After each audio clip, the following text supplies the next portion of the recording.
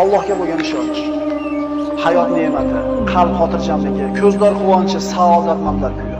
Ey xotirjamlik va farovon hayotni istagan banda, Allohga bo'lgan ishonching qani? Ey pokiza juftni istagan yigit, Allohga bo'lgan ishonching qani? Ey saodatli kunni istagan banda, Allohga bo'lgan ishonching qani? Ey qarzdor banda, Allohga bo'lgan ishonching qani? Musibatlarni boshidan ko'tarishligini bandalar, Allohga bo'lgan ishonchimiz qani? Gunohkor bandalar, gunohlarni kechirishligiga bo'lgan Allohga bo'lgan ishonchimiz qani? Bizga mana shu ishonch naqadar kerak shu kunlarda. Suv bilan havodan ko'ra zarurroq bo'lgan ishonch. Bizda shu ishonch bormi? Axir Alloh menga duo qilinglar, ijobat qilaman degan, ishonmaymizmi? Allohdan ko'ra rostgo'yroq kim bor? Axir Parvardigorimiz Alloh tanglik, kambag'allikdan keyin yengillik, boylikni ham paydo qilib degan so'zga ishonch qani? Tanglik, mashaqqatdan keyin kenglikni ham, boylikni ham beraman deyapti Alloh. Ishonmaymizmi? Ishonaylik birodarlar. Tushkunlikka tushmaylik. Har xil gaplarga quloq solavermaylik. Peshonamizga Alloh yozganini oshcha narsa bo'lmaydi. Chunki hakimlardan biri aytgandek, yozilgan bo'lsa qayoqqa qoching? Yozilmagan bo'lsa nimadan qo'rqing? Yozibdimi? Qayoqqa borsam yetib boradi o'sha narsa. Yozilmabdimi? O'tga tashlasa o't kuydirmayapti. Pichoq torsa pichoq kesmayapti. Suvga tashlasa oqizmayapti. Sahroda o'lmayapti. Chunki nima qilmagan? Yozmagan. Qani shunga ishonch. Parvardigor qalblarimizda o'zingga bo'lgan muhabbatni sobit qilgin. O'zingga bo'lgan ishonchimizni, tavakkulimizni mustahkam va quvvatli qilgin. O'zingni zikring, shukringlarni hidoyat qilgin. O'zingga ro'baro bo'ladigan kunimizda og'zimizdan chiqqan oxirgi so'zimiz la ilaha illalloh Muhammad Rasululloh kalimasi bo'lishini nasib etgin. Agar shuni ham Alloh xohlamagan bo'lsa ayta olmaymiz birodarlar. Alloh taolo siz bilan bizni mahzun bo'lmaslikka buyuradi. Alloh taolo siz bilan bizni o'ziga tavakkul qilishlikka buyuradi. G'am, qayg'u, huzn insonga nimani olib keladi? Alloh taolo siz bilan bizni man qilgan ish. Mahzun bo'lma. Hech qachon mahzun bo'lma. Chunki qayg'u seni o'tmishingdan bezovta qilib, kelajakdan xavotirga soladi. Oqibatda bugungi kuningni yo'qotasan. Hech qachon mahzun bo'lma. Chunki qalb qayg'u bilan ovora bo'lib, ruhing so'nib, yuzing nuri ketadi. Orzu umidlaring yo'q bo'ladi. Ey mo'min banda, mahzun bo'lma. Chunki qayg'u dushmaningni xursand qilib, do'stingni mahzun qiladi. Qayg'u sababli haqiqatlarni ko'ra olmay qolasan. Mahzun bo'lma, chunki qayg'u qazoy qadorga norozilik, ne'matga samonko'rlik bo'ladi. Mahzun bo'lma, chunki qayg'u, g'am yo'q qolgan narsani qaytarmaydi. O'liklarni tiriltirib, qadarni qaytarmaydi, foyda keltirmaydi. Mahzun bo'lma, chunki qayg'u shaytondan, qayg'u faqirlik va umidsizlikdir. Mahzun bo'lma. Agar sen faqir bo'lsang, umri qarzga botib ketgan kishilar bor. Agar mingani uloving yo'q bo'lsa, oyog'i shol bo'lib qolgan odamlar bor. Mahzun bo'lma. Agar bir farzandingdan ajragan bo'lsang, shunday insonlar borki, bitta baxtsiz hodisa tufayli butun oilasidan mahrum bo'lganlar bor. Mahzun bo'lma. Agar gunohkor bo'lsang, tavba qil. Yomon ish qilgan bo'lsang, istig'for et. Xato qilgan bo'lsang, isloh qil. Allohning rahmati keng, tavba eshiklari ochiqdir. Mahzun bo'lma. Agar g'amga botsang, asablaring taranglashib, vujudingni qiynab tunlarni bedor qilasan. Mahzun bo'lma, chunki qazo qadar qalami ishini bitirgan, varaqlar qurigan, kitob yopilgan, undan oshiqcha ham kamon bo'lmaydi. Mahzun bo'lma. Mahzun bo'lma. Qo'lingdan ketgan narsaga g'am chekma. Bittasi ketgan bo'lsa, hali qo'lingda juda ko'p Alloh taoloning ne'matlari bor. Axir Alloh aytmaydimi? Agar Allohning ne'matlarini sanasangizlar, sanoqqa yeta olmaysizlar. Bitta ko'zing o'yilgan bo'lsa, ikkinchisi turibdi. Ikkala ko'zing ketgan bo'lsa, quloqing, oyog'ing turibdi. Bitta ne'matdan mahrum bo'lgan bo'lsang, hali juda ko'p ne'mat bor. Mahzun bo'lma. Hasadgo'y, botil ahillarning tanqidlariga parvo qilma. Chunki ularning so'zlariga sabr qilishda senga ajr mukofot bor. Seni tanqid qilishlari seni qadringni belgilaydi. Axir odamlar o'lik itga so'z otmaylar-ku. Doim istig'forda bo'l. Chunki Parvardigoring tavbalarni qabul qilguvchidir. Alloh aytadi istig'for etgan bandalarga: Parvardigoringiz Allohdan mag'firat so'ranglar. Albatta u o'ta mag'firatli bo'lgan zotdir. Shunda ustlaringizga osmondan yomg'ir yog'dirib, sizlarni moli dunyo, bola chaqa bilan madad berur, hamda sizlarga bog' bo'stonlarni berur. Istig'for etgan bandaning ustidan yomg'ir yog'adi. Bog'irog'i, bola chaqasi, moli dunyosi ko'p bo'ladi. Faqat ishonishlik kerak bunga.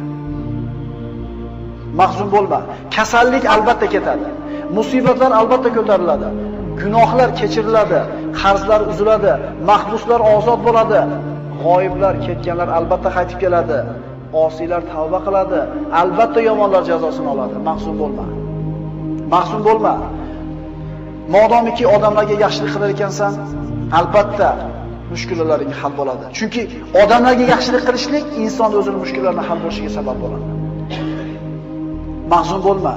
Chunki sen qilgan bitta hasonat uchun 10 dan tortib 700 gacha ajr beriladi.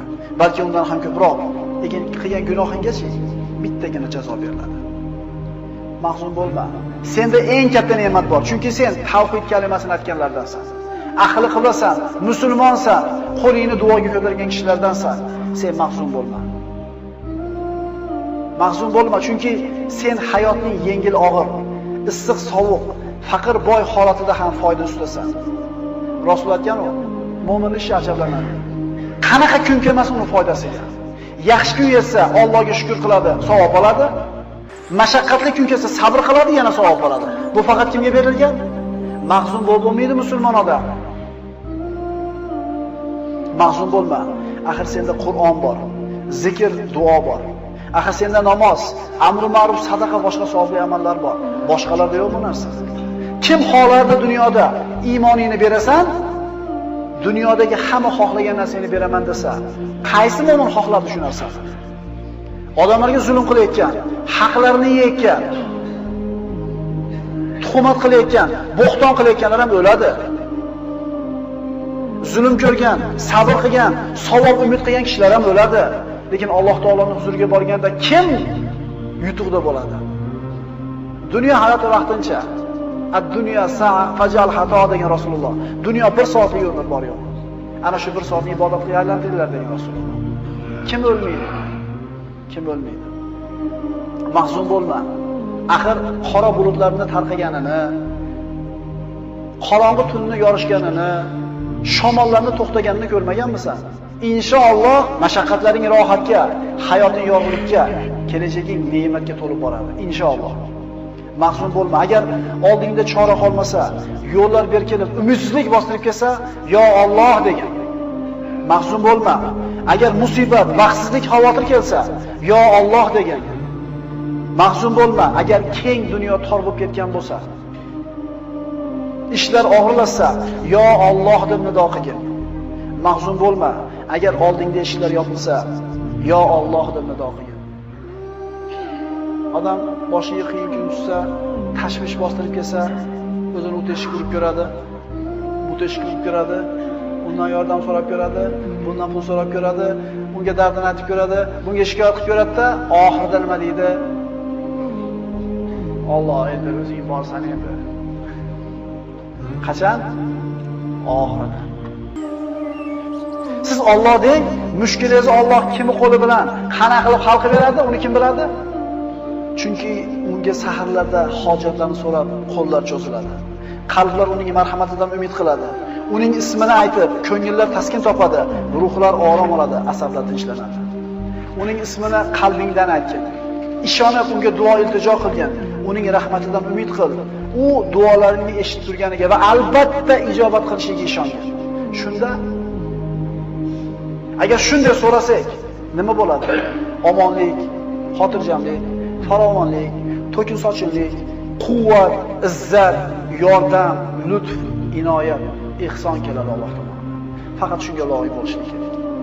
Yo Alloh, bedor ko'zlarga xotirjamlik uyqusini, omonlikni bergin. Istirobga tushgan qalblarga taskin va halovat bergin. Ularga yengillik va yaqin fathini bergin. Yo Alloh, ko'zlarni o'z nuringga hidoyat qilgin. Adashganlarni to'g'ri yo'lingga boshlagin. Parvardigoro, bizlardan g'am qayg'ularni ketkizgin. Ya Alloh, agar unutgan yoki xato qilgan bo'lsak, bizni azobiga giriftor aylama.